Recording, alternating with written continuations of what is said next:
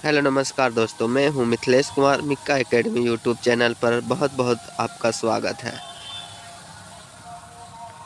CTET JTET and all other state exam important topic, सामाजिक अध्ययन, polity, NCERT, class 6 विविधता की समझ। टॉपिक आज हम लोग कवर करेंगे विविधता की समझ। और बता दें दोस्तों, अधिगम के लिए मिक्का एकेडमी यूट्यूब चैनल को आप लोग सब्सक्राइब कर सकते हैं।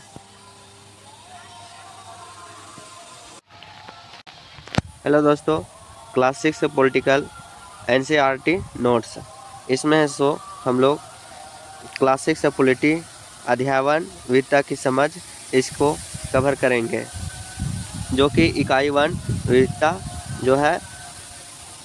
देखते हैं कुछ यहाँ पे बिंदु के तौर पर है सो नोट्स मैं बनाने का प्रयास किया हूँ।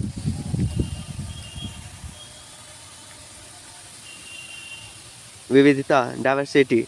विविधता का समान अर्थ है भौगोलिक रूप से, सांस्कृतिक रूप से, भाषाई रूप से, वेशभूषा रूप से, धार्मिक रूप से एक समाज व एक देश समानताओं के साथ विभिन्नता का मिश्रण।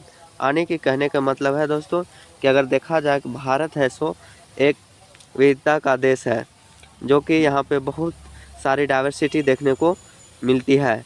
और विविधता का सामान्य अर्थ होता है भौगोलिक रूप से, सांस्कृतिक रूप से, भाषाई रूप से, वेशभूषा रूप से, धार्मिक रूप से एक समाज व एक देश में समानताओं के साथ भिन्नताओं का मिश्रण होना, मिक्सचर होना, यह सो विविधता कहलाता है।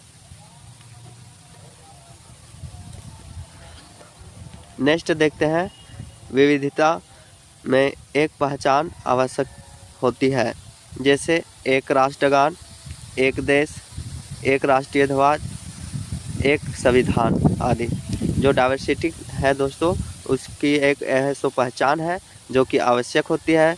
राष्ट्रगान एक होनी चाहिए, एक देश होनी चाहिए, एक राष्ट्रीय ध्वज होना चाहिए और एक संविधान होनी चाहिए।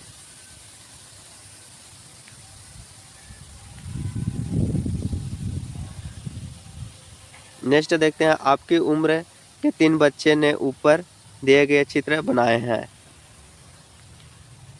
यहाँ पे दिया हुआ है दोस्तों चित्र, जो कि क्लास 6 के अनुसार है। यहाँ पे 3 बच्चों द्वारा चित्र बनाया गया है, जो कि खाली बॉक्स में आप अपना चित्र बनाइए। और यहाँ पे कह रहा है, एक्टिविटी दिया है कि अगर एक हम यहाँ पे चित्र बनाते हैं, मान लीजिए कुछ इस तरह बना दिए, तो क्या आप चित्र के अन्य चित्रों जैसा ही है?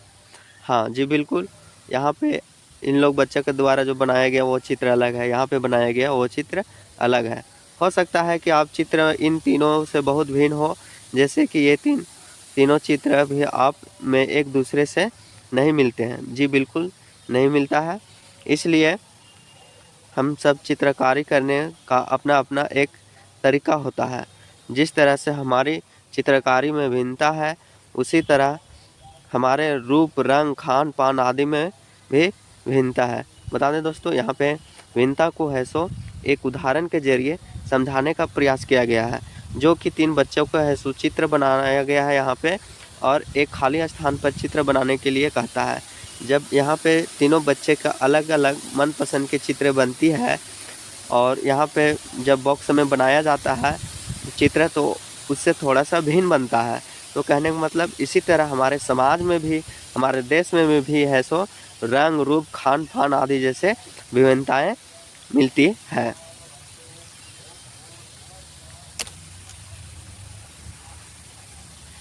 नेक्स्ट देखते हैं, जवाहरलाल नेहरू ने अपनी किताब भारत की खोज लिखा कि भारतीय एकता कोई बाहर से थोपी हुई चीज़ नहीं है।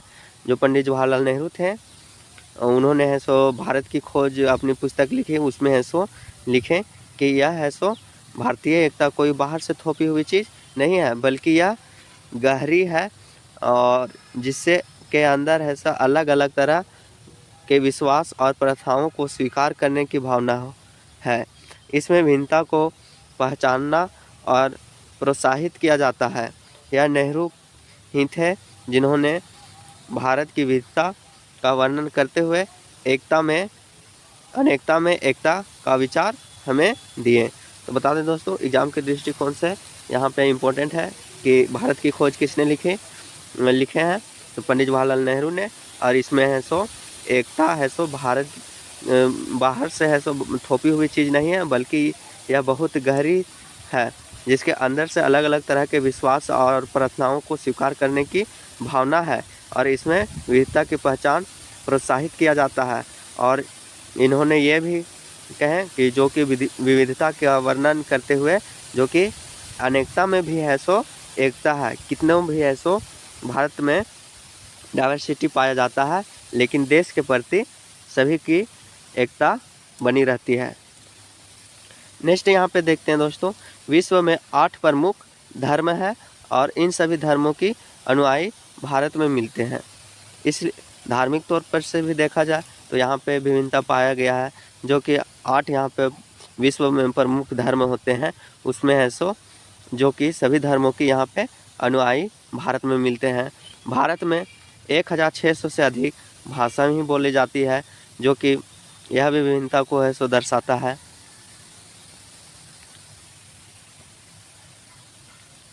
नेक्स्ट देखते हैं, भाषाई विभिन्नता के कई उदाहरण हैं, जैसे उत्तर प्रदेश में अभिवादन के लिए राम राम, प्रणाम, नमस्कार शब्दों आदि का प्रयोग होता है, लेकिन झारखंड अभिवादन के लिए जोहार शब्द का प्रयोग किया जाता है। लेकिन सभी शब्दों का अर्थ है कि अभिवादन करना। और वही देखा जाए कि कश्मीर में महिलाओं फिरन पहनती है, और वहीं मणिपुर में महिलाएं फैनेक पहनती है। तो पहनावा में भी विभिन्नता है।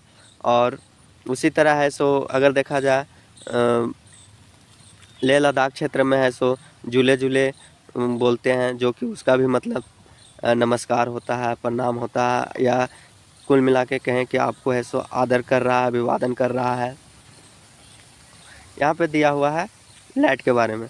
द लाइट्स चेंज के लेखक पॉलिसी सेनगुप्ता है, जिससे समीर 1 और समीर 2 की कहानी लिया गया है यहाँ पे।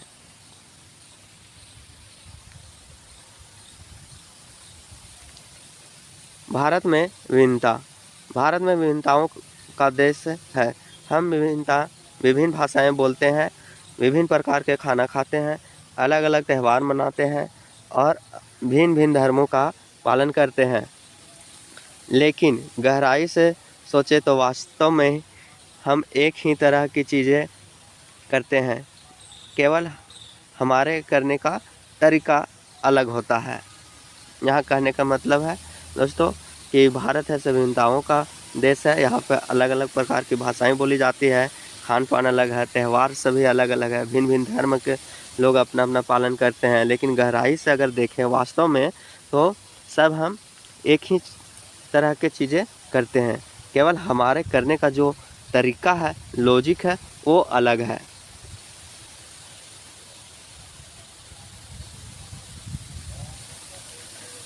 वस्त्र के बारे में देखते हैं। भारत में विभिन्न क्षेत्रों में कुछ विशेष वस्त्र पारंपरिक पहने जाते हैं, जो निम्न है। महिला वस्त्र, जो कि चित्र में दिखाया गया है यहाँ पे दोस्तों, अलग अलग वस्त्रों के बारे में। अब यहाँ पे देखते हैं नेक्स्ट, महिला वस्त्र में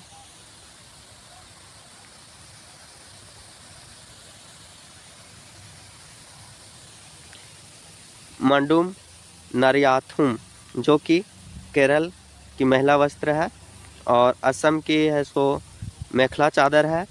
सलवार कमीज, जो कि पंजाब, हरियाणा एवं हिमाचल प्रदेश में पहने जाते हैं। फिरन कश्मीरी चेंगा या चोंगा कहते हैं, जो कि कश्मीर में पहना जाता है। महिलाओं इस वस्त्र को धारण करती है। अनारकली सलवार सूट, जो कि उत्तर भारत में पहना जाता है। घाघरा चोली राजस्थान, गुजरात के लिए प्रसिद्ध है महिला वस्त्र के लिए।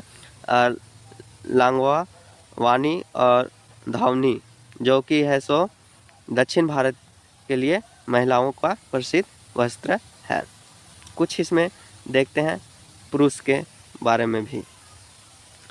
पुरुष वस्त्र, पुरुषों में मुख्य रूप से धोती, कुर्ता, पैजामा, लुंगी, शेरवानी, लुंगी को सरोंग या मंडू भी कहते हैं। अलग अलग क्षेत्र में पगड़ियाँ अलग अलग तरीके से बांधी जाती है। अगर देखा जाए दोस्तों कि यहाँ पे जितने भी हैं, यहाँ पे दिया हुआ है महान व्यक्तित्व जो हमारे देश के लिए, समाज के लिए, उत्थान के लिए काम किए थे। जैसे यहाँ पे डॉक्टर राजेंद्र प्रसाद हैं, इनका पगड़ी बांधने का अलग है। यहाँ पे है सो भगत सिंह हैं, उनका है सो बांधने का है सो अलग स्टाइल है, पंजाबी स्टाइल है।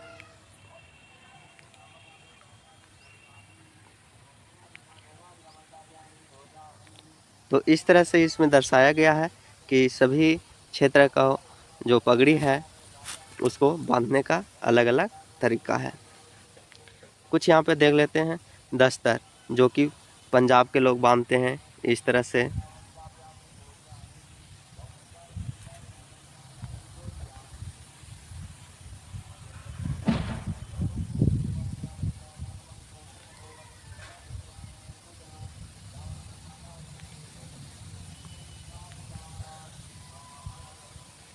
फेटा, जो कि महाराष्ट्र के लोग बांधते हैं।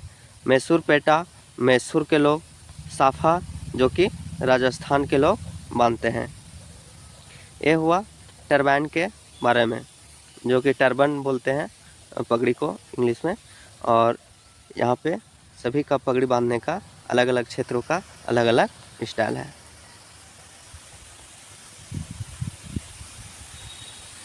नेक्स्ट हम लोग देखते हैं तीज और त्यौहार।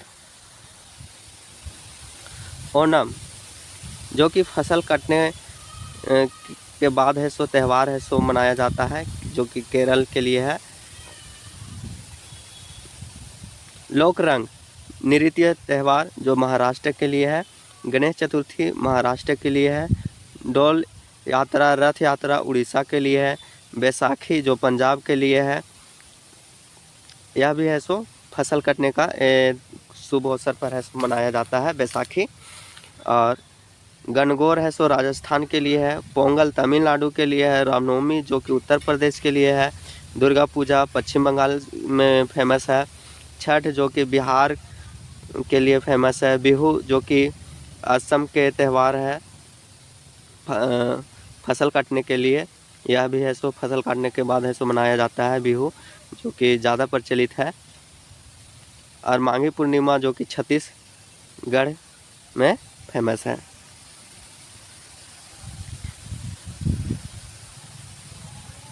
गंगा नवमी, सर्प पूजा जो हरियाणा के लिए फेमस है। बाहू मेला जो कि जम्मू कश्मीर के लिए फेमस है। करम त्यौहार जो कि झारखंड के लिए है। और उगाड़ी जो आंध्र प्रदेश के लिए है। लोसार त्यौहार जो अरुणाचल प्रदेश के लिए फेमस है। सिगमो मेला जो गोवा के लिए है। नवरात्रा जो गुजरात के लिए है। मैसूर दशहरा कर्नाटक में मनाया जाता है। असम मणिपुर में मनाया जाता है। लोसार सिक्किम में मनाया जाता है। खारची पूजा जो कि त्रिपुरा में मनाया जाता है। छाप चक्कर कूट जो कि है सो मिजोरम में है सो ज़्यादा प्रसिद्ध त्यौहार है। और इस तरह से हम लोग देखें इसमें तीज और त्यौहार के बारे में। नेक्स्ट हम लोग देखते हैं भारत के 8 शास्त्रीय नृत्य के बारे में, जो काफ़ी फेमस है। भरतनाट्यम जो तमिलनाडु राज्य जैसे क्षेत्रों में है सो नृत्य किया जाता है, जो कि यह नृत्य है भरतनाट्यम। कुचिपुड़ी जो आंध्र प्रदेश में है, जो कि यहाँ जो कि है सो आंध्र के लिए शास्त्रीय नृत्य फेमस है। और यहाँ पे है कुचिपुड़ी। कथकली जो केरल के लिए है, यह है कथकली केरल में मनाया जाता है। कुछ इस तरह चित्र दिया गया है दोस्तों यहाँ पे। मोहिनी अष्टम नाम है, जो कि केरल के लिए प्रसिद्ध है। और मोहिनी अष्टम ये हुआ। उड़ीसा जो ओडिसी नृत्य है, जो कि उड़ीसा के लिए फेमस है। यहाँ पे है सो दिया हुआ है उड़ीसा के लिए। और मणिपुर है सो मणिपुर में है सो मणिपुरी है सो डांस है। और कथक उत्तर प्रदेश के लिए है। और शास्त्रीय है सो असम के लिए फेमस है। तो ये देखें 8 शास्त्रीय नृत्य।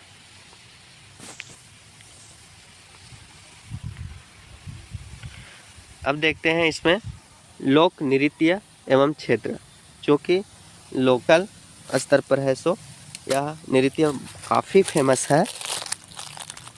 राफुद दामली जो कि जम्मू कश्मीर के लिए फेमस है, छोलिया जो उत्तराखंड के लिए, घूमर हरियाणा के लिए, गरबा गुजरात के लिए, तमाशा लावनी जो महाराष्ट्र में लोक नृत्य किया जाता है, भांगड़ा गिद्दा जो कि है सो पंजाब के लिए, झूमर और कालबेलिया राजस्थान के लिए लोक नृत्य क्षेत्र प्रसिद्ध है, चरबा जो हिमाचल के लिए है, बिहू असम के लिए, मोहिनी अष्टम केरल के लिए,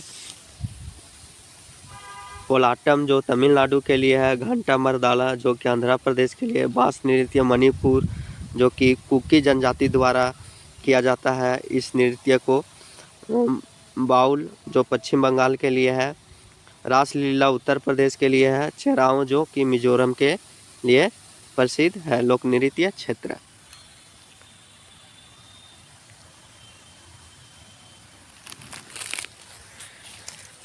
नेक्स्ट हम लोग देखते हैं रविंद्रनाथ टैगोर द्वारा रचित हमारा राष्ट्रीय गान भी भारतीय एकता की ही एक अभिव्यक्ति है।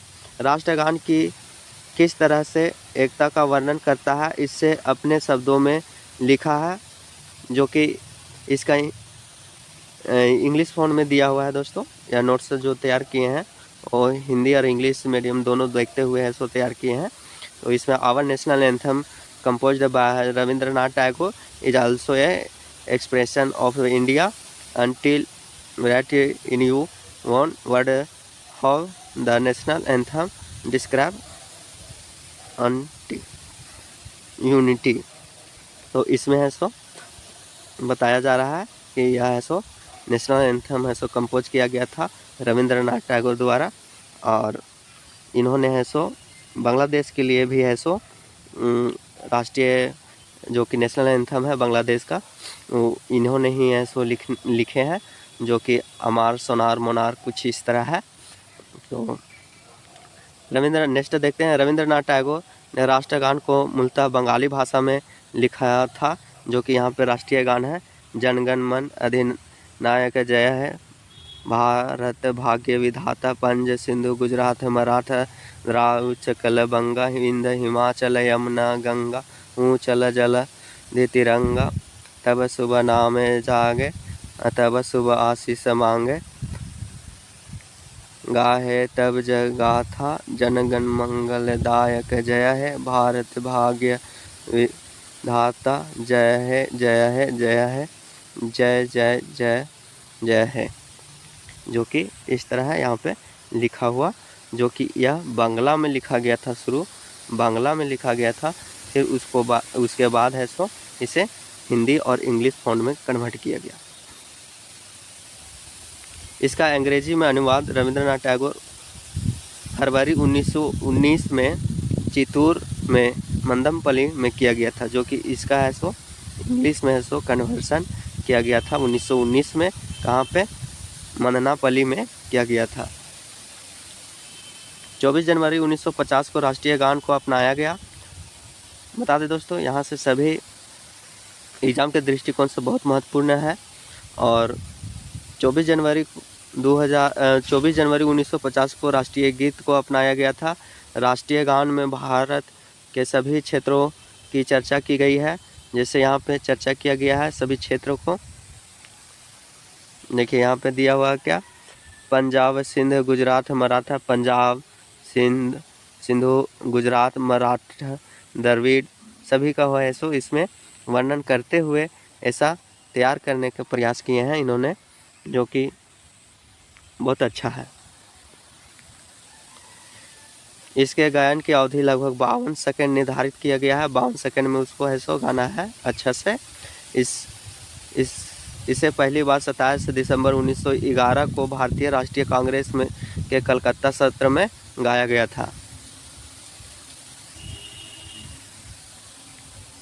आइए भारत के दो भागों लद्दाख और केरल के उदाहरण के जरिए यह समझने की कोशिश करें कि किस क्षेत्र में विविधता पर उसके ऐतिहासिक भूगोलिक कारकों का क्या असर पड़ता है। इसमें हम लोग देखेंगे दोस्तों लद्दाख और केरल के कुछ उदाहरण लेते हैं और इसमें है सो देखते हैं कि जो पहनावा ओढ़ावा खान पान होता है वह है सो जलवायु के अनुसार भी है सो निर्धारित करता है। जो सबसे बड़ा फैक्टर है क्लाइमेट।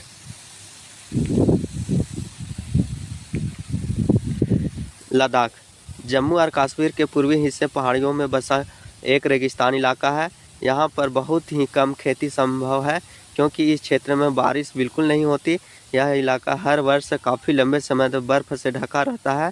इस क्षेत्र में बहुत ही कम पेड़ उगते हैं और पानी पीने के लिए लोग गर्मी में महीनों तक बर्फ़ के पिघलने पर ऐसो निर्भर रहते हैं। जब बर्फ़ पिघलता है तभी ऐसो इन लोग के ऐसो आसानी पूर्वक ऐसो पानी पर्याप्त हो पाता है।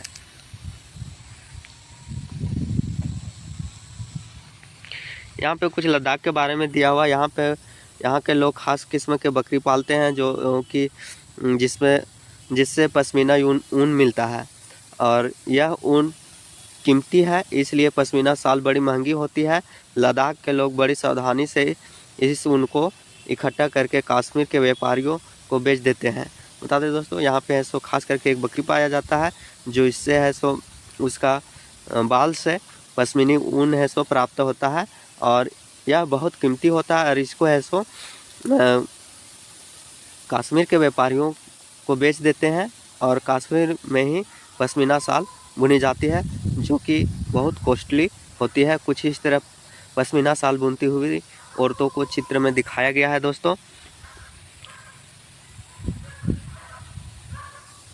रेगिस्तान होने का यह मतलब नहीं कि व्यापारी यहाँ आने के लिए आकर्षित नहीं हुए।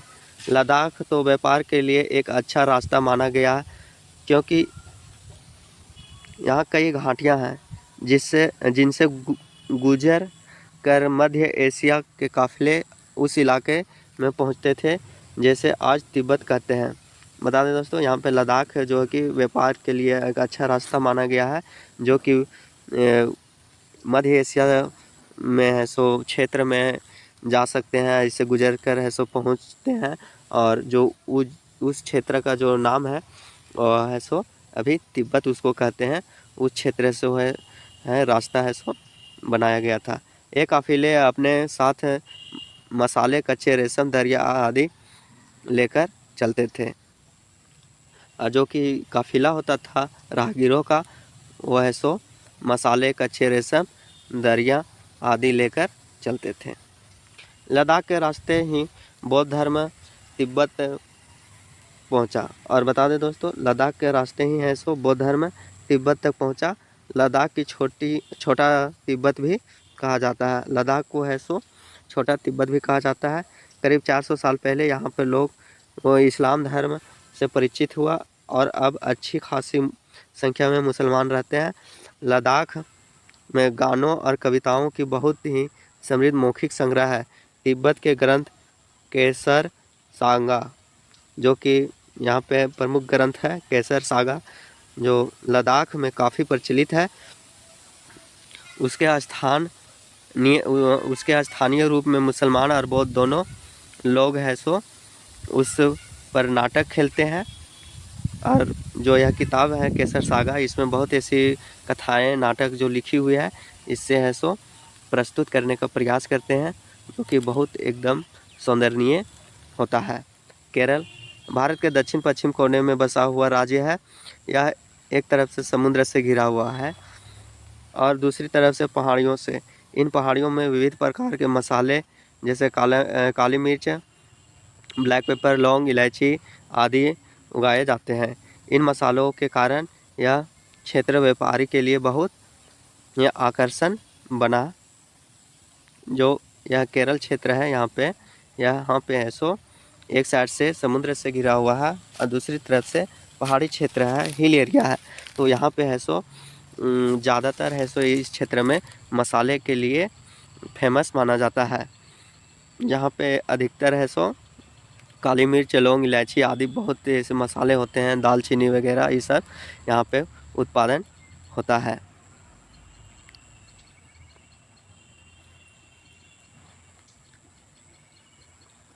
सबसे पहले अरबी एवं यहूदी व्यापारी केरल आए, और यहाँ पे केरल में है सो सबसे पहले अरबी और यहूदी व्यापारी केरल आए थे। और ऐसा माना जाता है कि ईसा मसीह के धर्मदूत संत थॉमस लगभग 2000 साल पहले यहाँ आए, और भारत में ईसाई धर्म का श्रेय उन्हीं को जाता है। अरब से कई व्यापारी यहाँ पे अक्सर आकर है सो बस गए।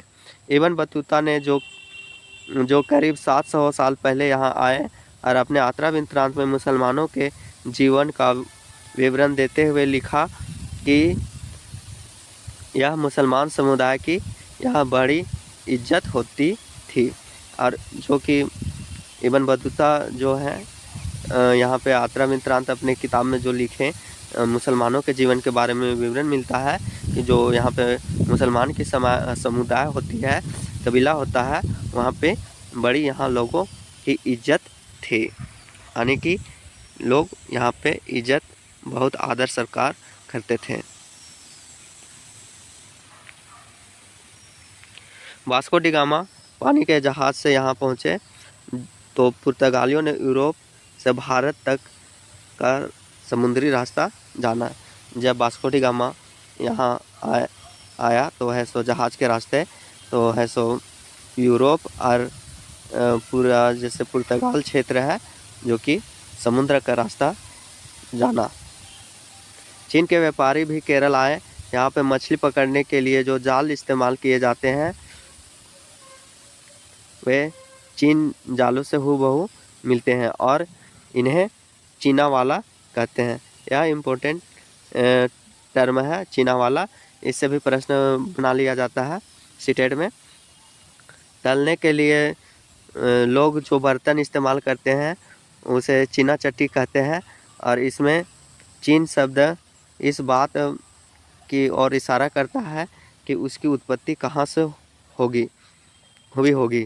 केरल की उपजाऊ ज़मीन और जलवायु चावल की खेती के लिए बहुत उपयुक्त है और वहाँ के अधिकतर लोग मछली, सब्जी और चावल खाते हैं।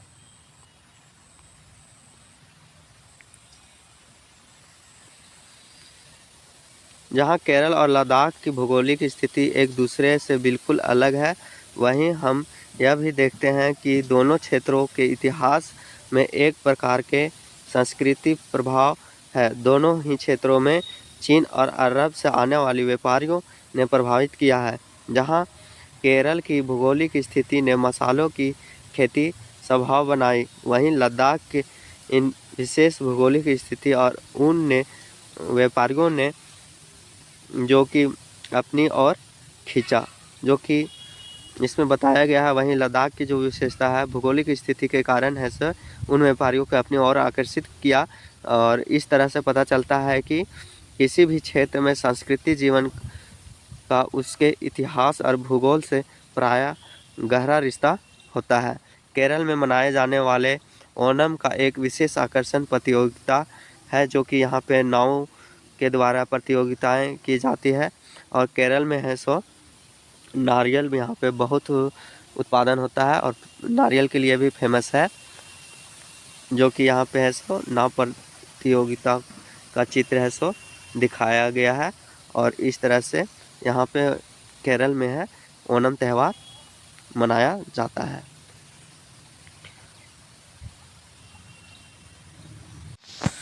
और बता दें दोस्तों, इस तरह से विविधता की समझ यूनिट 1 हम लोग का समाप्त हुआ, अध्ययन कर चुके।